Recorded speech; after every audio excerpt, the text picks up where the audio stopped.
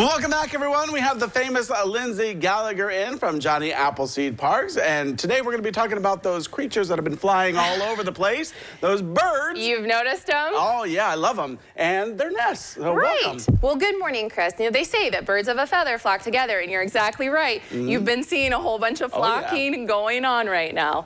So we're in the midst of spring migration, and we are right in the middle of the biggest week in American birding, where thousands of these small songbirds are coming up from the tropics, from those wintering grounds. They're making their way to the boreal forests of Canada to lay eggs and raise their young. And some of those small songbirds will actually stop over here in Ohio, and Northwest Ohio is a birding hotspot. So with them coming up and then our year-round residents in the backyard, there's a whole bunch of getting down to business that these birds are doing.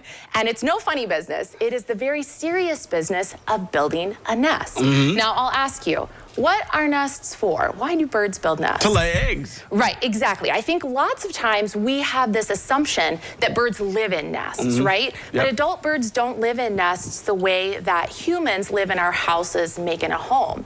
So adult birds will actually roost during the day and in the evening in sheltered spots, so trees, shrubs, or tree cavities. But you're exactly right, Chris. Nests are for laying eggs, keeping them safe, and then raising the young. We know the eggs are rounded, they're kind of oval, so we don't want them to roll away, so nests are a perfect little bowl for them. And eggs also have to be incubated for a particular length of time and at a particular temperature.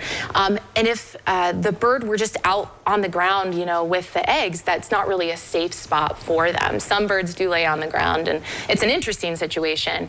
But these nests are what we're doing here. Now, different birds make different nests using different materials, and it's really a blueprint. So each species has a unique way of doing it, a particular style, a certain location that they prefer to build, and different materials. And if you are a keen observer, you can actually take a look at the nests and know what bird it came from. So I have a variety of nests for us to look at here today and kind of teach some simple tricks for IDing them. And the first one here, I'll have you hold this one gently. Notice how heavy it is, and can you tell what it's made of there on the outside? Well, it looks like straw and mud. Mud. So this is from a common backyard bird. You're often seeing them pulling worms out of the ground this time of year.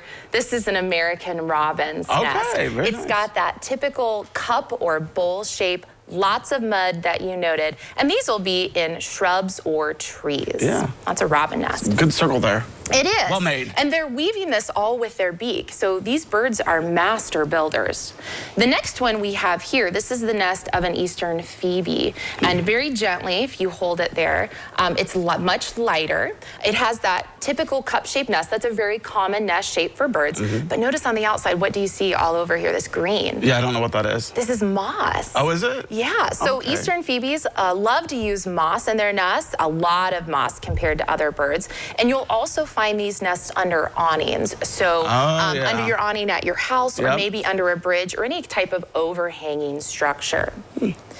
Now, I like this next one. Again, I know, it's so cute. They're so dainty and cute. So these are, again, that cup-shaped style. That's very common for birds, but it's got all of this. It's really delicate. Almost looks like cotton. Yeah, it's thistle and plant fibers, like milkweed and thistle seeds. This is a really cool example because this bird, the American goldfinch, it doesn't build its nest until late in the summer and maybe even early into the fall because these plant fibers are not available until that time of year. Think of the late summer blooms, the milkweed and the thistle. That's actually what goldfinches will feed their young, all those seeds, and they're using the plant fibers from those plants as well. This one looked like it was lazy. So I'll have to do some more research on the evolution of mourning dove nests, but yes, this is called a platform style. And if we take this up out of here gently, it really is just a pile of sticks. Would you notice that? So that's a mourning dove's nest. The platform style is more common with some of our larger birds of prey, osprey, herons. They both build platform nests as well. But yes, a mourning dove nest there. The last example I have here, I've got a collection of birds. And this shows the relationship between different birds in the forest. So I've got my woodpeckers here, and you can see that they're drilling a hole out. They are nest excavators. So we rely on woodpeckers and that old dead wood laying in our forest or standing in our forest sometime for birds like chickadees, nuthatches, prothonotary warblers to actually nest in. So if you can leave some decaying trees up in your yard and in a safe area in your woodlot, this is what the woodpeckers are used, and it's critical for these other birds to be able to nest. Very interesting. I never thought about, you know, like having the different types of nests, but There's a lot. I did research for a project at the end. the proof is right here. It's amazing how many different nests and styles there are. Very cool. All right, well, Lindsey, thanks for coming on today. You're very welcome. All right, well, don't go away because we have more when we return.